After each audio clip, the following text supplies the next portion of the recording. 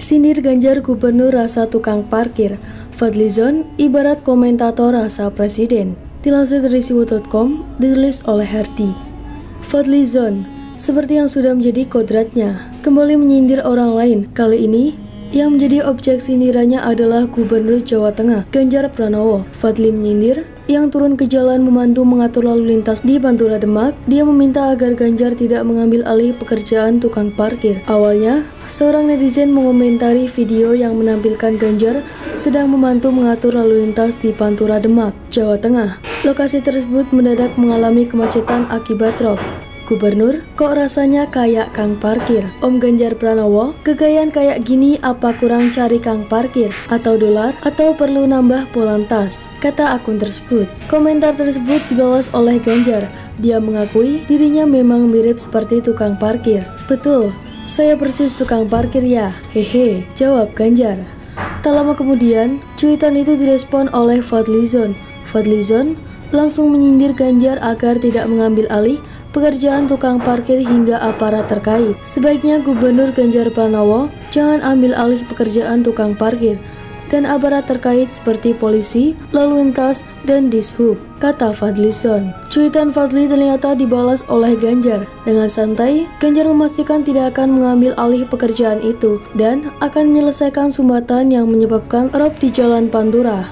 Tidak saya ambil bos, jangan khawatir, sumbatan itu harus dibereskan. Begitu yang sering menjadi masukan dan kritik panjenengan kepada pemerintah. Mohon maaf kalau panjenengan tidak berkenan. Selamat menjalankan ibadah puasa, balas Ganjar. Air laut pasang dan rob mengenai sebagian besar wilayah Kecamatan Sayung, Kabupaten Demak. Lahan pertanian dan tambak serta Jalan Pantura Semarang sampai dengan Demak juga terkena rob. Ganjar yang kebetulan melintasi jalur tersebut usai melakukan kunjungan kerja di Kudus turut merasakan kemacetan. Dia mendadak menjadi petugas lalu lintas, membantu mengurangi kemacetan yang ada. Masih mendinglah Ganjar disebut gubernur rasa tukang parkir ketimbang Fadlizon yang lebih pantas disebut komentator tukang nyinyir rasa presiden. Setidaknya Ganjar adalah gubernur, tidak malu dan gengsi mengatur lalu lintas, merakyat, ketimbang Fadli yang cuma komentator murahan yang merasa ingin seperti presiden, yang koar-koar soal apapun.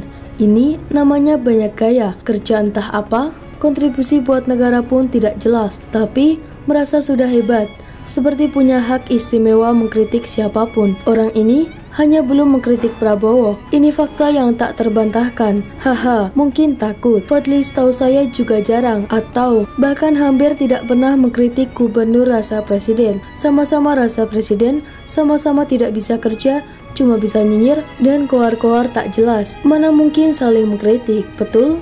Soal Ganjar ini, saya jadi teringat kalau dia gubernur yang jarang bikin report dan bisa bekerja secara mandiri. Baru-baru ini soal bansos, Ganjar tidak mau membebani pemerintah. Pihaknya akan berusaha sendiri dan lebih kreatif dalam mengatasi masalah ini. Dia hanya akan minta tolong kalau benar-benar tidak sanggup lagi. Sedangkan gubernur seiman rasa presiden itu sebaliknya, lebih banyak membebani pemerintah pusat, lebih rewel dan melawan. Sangat merepotkan apalagi tidak becus dalam bekerja.